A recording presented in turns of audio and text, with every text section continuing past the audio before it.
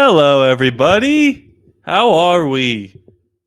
My name is Rodney, and if you hadn't noticed, I've been MIA the last week, right when the NFL draft was happening. Isn't that unfortunate? That's okay. Everything was fine. If you didn't hear, I was the best man in a wedding for my cousin Christian. Shout out to Christian and Mandy. Delightful wedding. Unfortunate timing. It is what it is. But we are back.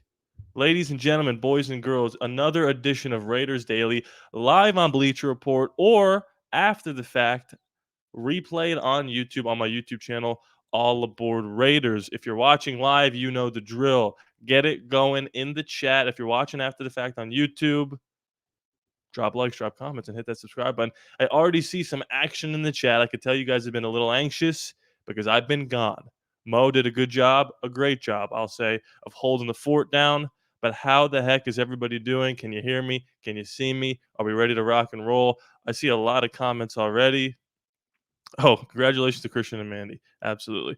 Okay, so there's a lot to discuss, and I understand that I'm a week post draft, but I've yet to give my opinion on any of this draft at all on Bleacher Report. I did a little bit on the YouTube channel. I caught up a little, and by the way, we're live here, so start commenting, and we'll read those comments as they come in. I wanted to give my 2 cents on the draft here, and a little bit of pre-draft thoughts I was having as well. I enjoyed trading for Geno Smith. I was really happy about signing Pete Carroll and getting John Spytek from the Tampa Bay Buccaneers. But the free agency period that we had was good, not great. It was signing Max Crosby to a big extension, which took up a lot of the excitement. It was making sure we were going to bring back Paul Lamau and Adam Butler and Max Crosby, getting a Landon Roberts, which was decent. Raheem Mostert's not terrible. But some of it left me a little like, look, we have a lot of holes that we got to fill in the draft. That's clear. It's a little bit nerve-wracking to rely on the board falling a certain way or teams willing to trade with you to have to fill those holes. That's the ability you have now is the draft. And we went into the night with 8 picks, ended up with 11. And I got to say, not trying to be hyperbolic or let any of the recency bias, seep into my brain, but strictly based off of the value that we got and the positions that we needed to fill and the analysis from people about the guys that we drafted, it feels like one of the better drafts the Raiders have had in a long, long time. Now, I get it. Low bar. Cleveland Farrell, Damon Arnett. But like Z Jones 42, I'm currently doing my Genty dance as well. It's just internal. It's not external. So I'm going to put this poll out here before I read any articles, before I read any comments, because I want to see what the vibe is. Now, we still have positions that we have to fill, whether that's UDFAs, which we'll probably talk about tomorrow, whether that's other free agents, whether that's trades. But going into the draft, like I said, I was a little nervous that we had quite a lot of holes or areas of need to fill.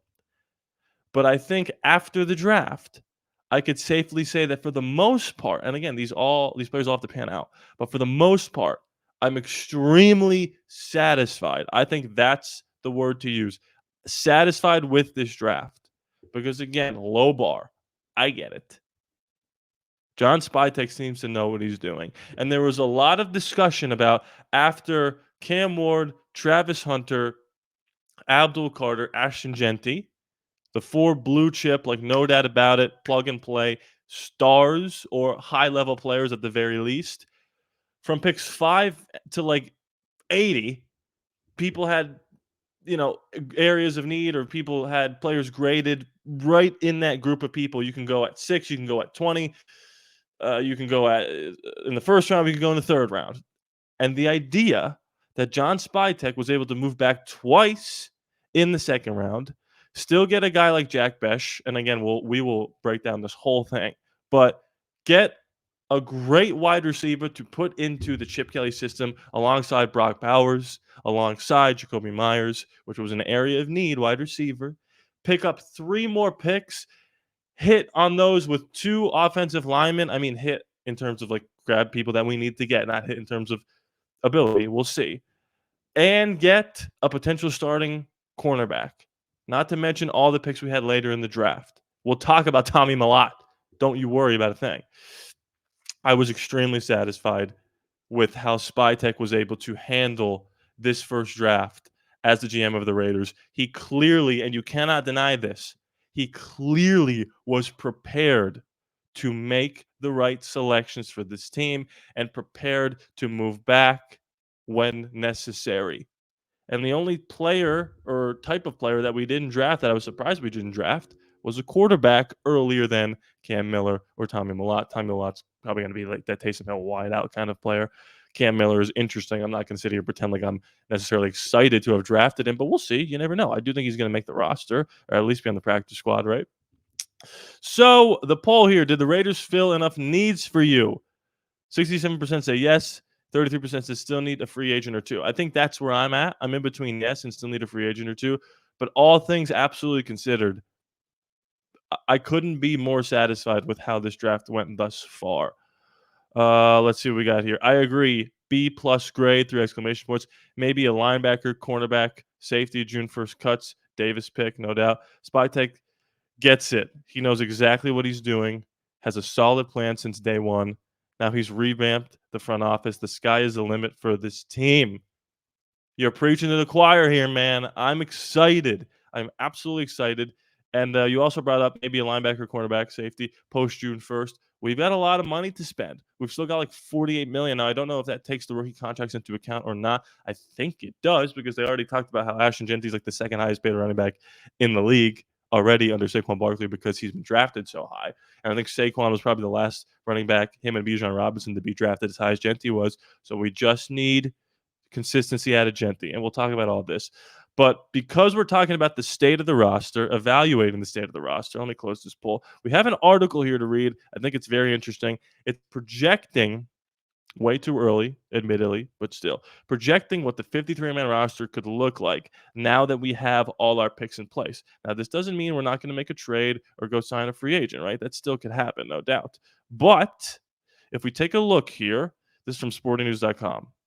From Bryce. I think we read a couple articles from him before. I really like this guy. Las Vegas Raiders way too early 53-man roster projection for the 2025 NFL draft. Just want to make sure we're still good here. Yep, we are still good to go. Bryce starts off by saying the 2025 NFL draft is now over, and the Las Vegas Raiders selected 11 players to be on their team. Awesome. Overall, it was a nice haul for the Raiders. The team addressed the biggest areas of need remaining and added at least a couple of players who should immediately play larger roles for the team as rookies. In the first round, they added star running back Ashton Genty. Let's freaking go. I added that part, not Bryce. Who was the best running back in the class and should transform a Raiders ground game that was non-existent in 2024. In the second round, the team added talented TCU wideout Jack Bech. Bech is a solid route runner with reliable hands who will join Jacoby Myers and Brock Bowers in solid receiving core. Elsewhere, the team added some interesting players who could eventually take on larger roles, like cornerback Darian Porter, wide receiver Dante Thornton, and offensive lineman Charles Grant, which I predicted right here on Bleacher Report. I said Genty's probably the pick, and keep an eye later in the draft for Charles Grant. I think I projected that we would take him in the third round. I should probably go back and rewatch that and clip that out. Anyway, now with free agency and the draft behind us, let's take a look at what the final roster could end up looking like. Of course, much will change between now and week one, but it's worth looking at how the roster currently stands. And they start out with the quarterbacks, Geno Smith, Aiden O'Connell, and Cam Miller. So I'm going to read a little bit and then give you my take on each position. It was a bit surprising to see the Raiders not take a developmental quarterback prospect earlier than the sixth round. Still, it wouldn't be surprising to see Miller kept around on the roster to learn behind Smith and O'Connell. It's possible the team could add one more proven veteran and keep Miller on the practice squad, but for now, we'll assume the North Dakota State prospect impresses. So my main takeaway here is, look, Cam Miller's interesting enough. He was one of the best FCS college football players. It was between him and Tommy Mellott. I think Tommy Mellott was the first, won that award, and Cam Miller was second. Correct me if I'm wrong. But the main takeaway here is Aiden O'Connell. He right now is firmly entrenched as the backup quarterback. And that's kind of what I thought we were going to do. And what we should do is draft somebody at some point to be that third string rookie quarterback to learn under Aiden and Geno but to also make sure that if Geno goes down, that it's not Cam Miller or Will Howard or Jalen Miller or whoever we draft going in to have to win a game to get into the playoffs against Kansas City on the road in week 15. Aiden O'Connell needed to be the backup quarterback no matter who we drafted. Now, if Cam Miller impresses and is better than Aiden, he's the backup, and Aiden is either on the practice squad or gone or traded. But for the time being, this bodes well for Aiden O'Connell at least being the backup quarterback, which I think, again, was the smart move, right? Okay, so let's move on to the next position that they talk about here, which is running back, which is very different than what it was last year. Last year was Zamir White, Sincere McCormick 1-2. Now they're 3-4 behind Genty and Raheem Mostert. Genty immediately transforms this room and gives the Raiders a reliable workhorse. Mostert was brought in to be a veteran change of pace back. I'm sorry, I've been awful week and cannot read anymore. And is a solid running mate for Genty. White and McCormick were both on the team in 2024, and for now, we'll assume that duo sticks around, albeit in smaller roles. Not much to say here, but the running back position, I do think it's going to be Genty taking a bulk of the carries, Mostert sprinkling in every now and again with Sincere bringing up the rear. I think there's a chance Amir White is either cut or traded because he just hasn't really lived up to that potential, although he was a 4th-round draft pick. So there wasn't much, to expect out of him initially. Wide receiver, which is now completely transformed after the draft, Jacoby Myers, Jack Bech, Trey Tucker, Dante Thornton, Tommy Mellott, and Kyle Phillips. Myers, Bech, Tucker, and Thornton are probably the only locks here. Mellott is another rookie who could probably stick on the roster, but it will come down to how he looks this summer and transitions to wide receiver. People have been throwing the words Julian Edelman out because Julian Edelman was a former quarterback, I think, in college also, so that could be interesting. The final spot goes to shifty slot receiver Kyle Phillips for now, but that's far from set in stone. Expect this team to add another veteran before the season begins. So let's talk about little Jack here and Dante Thornton. I love these two. Obviously, Jack Bech has a heartbreaking and inspirational story in terms of how he's been able to deal with the death of his brother. But he's more than just a story, and I want to keep continuing to say that. People have been saying Cooper Kupp, Puka Nacua hybrid, Hines Ward, I've seen that name thrown around. He's just a tough SOB. On my Patreon, patreon.com/ALLaBorde if you're interested in watching, I actually reacted to his highlights. And what he does when he catches the ball is that he doesn't run out of bounds. He finds the nearest defender and he inflicts pain and punishment onto that guy. And I absolutely love that. He doesn't have high-end speed, but that's fine because that's what Dante Thornton is for. He's 6'5", runs a 4.3. Pair that with Trey Tucker, now you've got two guys that can take the top off the field. Now, Dante Thornton is a bigger risk than Jack Bech, but we didn't waste a second-round pick on Dante Thornton. We took him in the 4th round, right? 4th or 5th round, I think the 4th round. Jack Bech, expected to be the better player, was drafted higher. So I'm totally fine with that. Let's now move on to tight end. Not much to say here. Brock Bowers, Michael Mary, and Thomas. We can just move right on there. Offensive line. They project the starters to be Colton Miller, Caleb Rogers, JPJ, Dylan Parham, and DJ Glaze. Charles Grant, Meredith, Alex Carpenter, Mumford, provide some much-needed depth. This group looks so much better than it did a couple of months ago. And again, that was what I was worried about going into the draft post-free agency. But they've drafted two guys back-to-back that seem to be really, really good. The starting 5 is set, like I said here, and even the depth is much better. Don't be surprised if Grant ends up starting over Glaze at right tackle. That would surprise me, to be honest with you, but you never know. Kappa, Mumford, and Meredith are all solid backups. Defensive line, Max Crosby, Adam Butler, Christian Wilkins, Malcolm Kuntz, Tyree Wilson, Snowden, Tonka Hemingway, J.J. Pegues, and Laquis Fotu. This has potential to be one of the better defensive fronts in the entire NFL. I don't know what's going on with the Christian Wilkins injury situation. I've heard that report wasn't true, but then he was in a walking boot during the Max Crosby draft podcast. So only time will tell. I should pretend for the sake of this argument that he's healthy. We know how Max Crosby will perform, and Kuntz had a promising 2023 season before losing that year to an injury. I have both draft picks, Hemingway and Pegues, making the team, with Fotu providing even more size off the bench. Linebacker, still an area of concern for me. Roberts, White, Eichenberg, Lindenberg, and Amari Burney. Roberts was brought in to start this offseason, and the veterans should improve that run defense. Don't be surprised if rookie Lindenberg makes the team and even contributes to some extent. I mean, we don't have that many linebackers to begin with, so I foresee that happening. Cornerbacks are Jacorian Bennett, Eric Stokes, Darnay Holmes, DeCamian Richardson, Darian Porter, and then Caillou Blue Kelly. This group got a lot better at the top, but the depth is in question, no doubt. I have Caillou Blue Kelly sticking around. due to his ability to help in the slot, but don't be surprised if the team adds to this room before the season starts. Safeties, you got Jeremy Chin, Isaiah Pollenow, Lonnie Johnson, Thomas Harper. This is another group that could use some depth before the season starts. The top 3 names are locked, but the final 2 spots are up for grabs. For now, we'll go with Thomas Harper, who contributes on special teams, and a free agent addition. And then we got, the best punter-kicker duo, long snapper combination in the National Football League. So there's a lot to discuss there, right? Younger and cheaper. I'll take my chances with injuries. What are we talking about? Jair Alexander? We could talk about him in a little bit. What I'll say is, again, like I said to kind of begin this, I am very excited at what this team could look like if half this draft class performs the way that the scouts and the analysts are talking about some of these people. Our top 3 picks at post Genty, I think Genty's a lock to be at least solid. Jack Besh, Darian Porter, and then the lineman. Really excited about. Darian Porter, I expect to play right away, and at least one of these linemen are going to start. I feel a sneeze coming on, and I'm fighting it with every fiber of my being. It's going away. It's gone. Willpower. You need DJ Glaze to be consistent and take that next step. Because if that happens and you have Colton Miller and DJ Glaze, you've got your tackles and you've got your center. Now you just need guards. And they projected Dylan Parham going to be one of those starting guards. Solid. Grant or Rogers, one of them needs to take that other guard position because I don't want to start Whitehair and Meredith. They are good bench people, and that's it for me. So let's do another poll here. Which one do I want to do? Let's talk about this.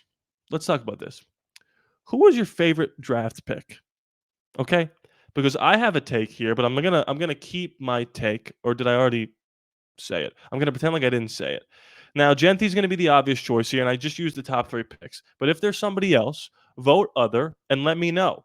And who do you think was the best value? Now, I'm gonna say right off the rip, I did not expect us to go wide receiver in the second round, but it makes all the sense in the world. I thought before the draft we would have signed an Amari Cooper or a Keenan Allen. They brought in a Hunter Renfrow, right? We were talking about Stephon Diggs before he signed with the Patriots. But Jack Besh was very surprising to me, and I could not be more excited about that pick. That's my favorite pick in the draft. I think that was the best value because I think he's going to start right away. I think it's going to be Jacoby Myers on one side, Besh on the other, Bowers and Mayer if you're running 12 personnel, Trey Tucker probably in the slot, or Dante Thornton, whoever wins that battle. And Besh, I forget who it was that was saying it. Maybe it was Daniel Jeremiah. I don't quite remember particularly who it was.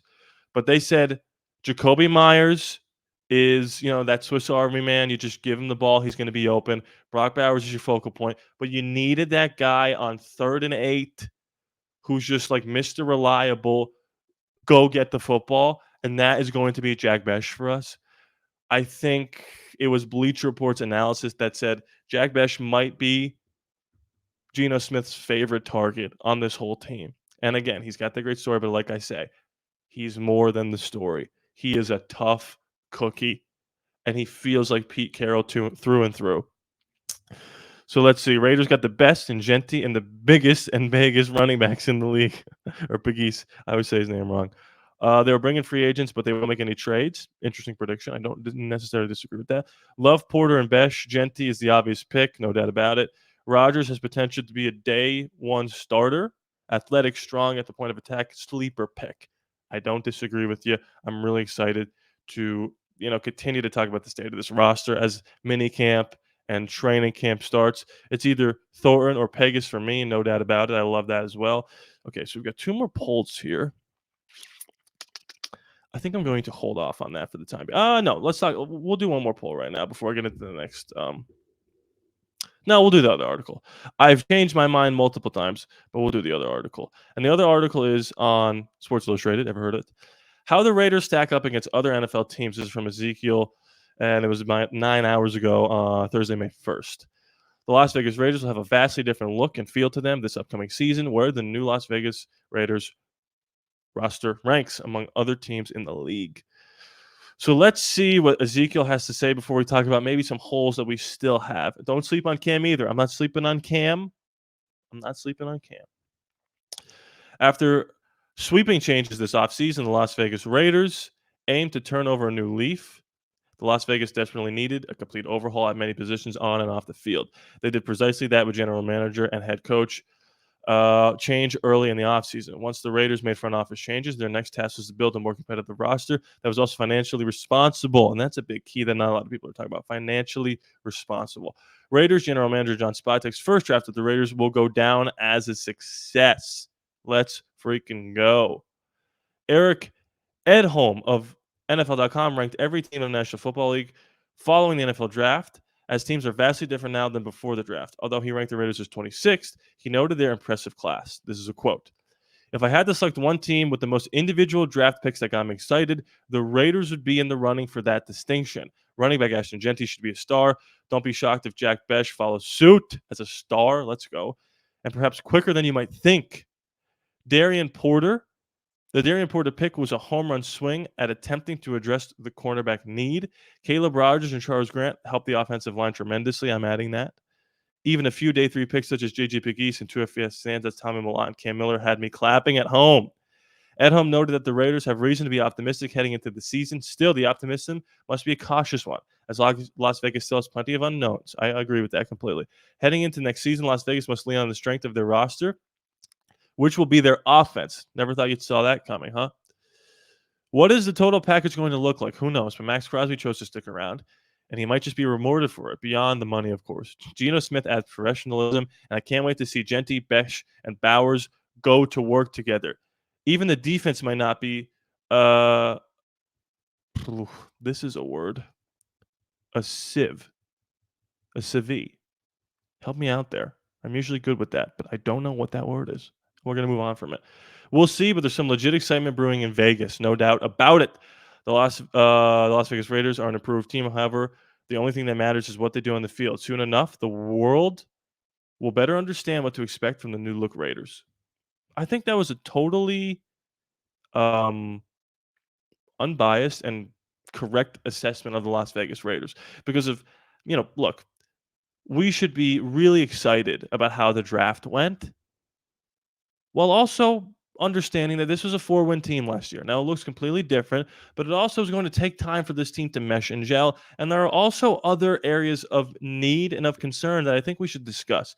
And we talked about it earlier in the chat, but I'm going to put my second to last poll out here. What position did the Raiders still need to address? Now, in an ideal world, in a perfect world, they address all three of these positions. But I think it's probably between linebacker and corner. Corner, you have Ja'Cory Bennett, Darian Porter, Holmes, Lonnie Johnson, Stokes. These guys don't really move the needle for me other than Ja'Cory Bennett, of players that we know are decent. We don't know what Porter's going to do, right? We don't know how some of these free agents are going to mesh. Safety, I also consider putting out there, but I trust Polamalu and Chin. There's just not that much depth there besides like maybe Lonnie Johnson playing safety or Trey Taylor, who didn't play that much last year. To me, though, it's still linebacker, no doubt about it. The starters, the lock starters, are Landon Roberts and probably Devin White. And then everything else is up for grabs. We've got our rookie that we drafted in the 7th round. We got Tommy Eichenberg, Amari Burney, Amari Gaynor. Like, it has to be linebacker. How Mike usually says it's linebacker and it's not that close. I agree. We have the coaching staff to coach these kids up. So if they don't make it, it won't be because the staff was bad. And I've been saying that about a lot of the people that we drafted. If they're not good, it's not going to be for lack of effort.